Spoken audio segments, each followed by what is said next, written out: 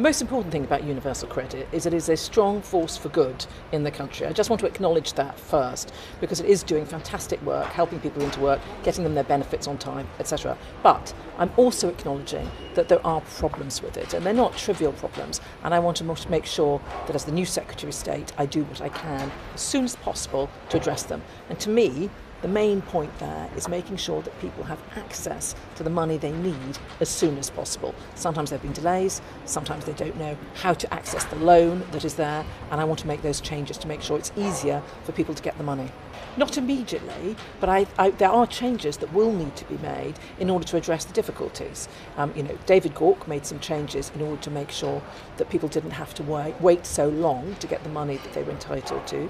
There are other changes that I will be looking at, but I'm not going to rush into it. I want to make sure I get it right. I'm very clear that universal credit should be an efficient benefit system delivered compassionately and efficiently, effectively.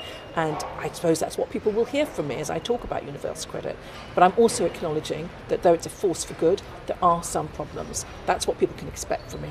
Some changes, but also making it clear that universal credit, compared particularly to the legacy benefits that came before, is really achieving something. We will see what will happen. I mean, as we all know, this is a fast-moving series of changes, events, documents, 585-page documents coming out. It is my view that when the deal comes before Parliament, it will get through, despite what people say.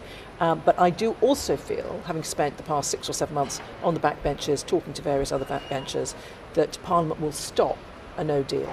There's deal, there's no deal, there's no Brexit. There's sort of 3 ways this could go. I mean, I've given you my view. People will have, as we know, very different views on this.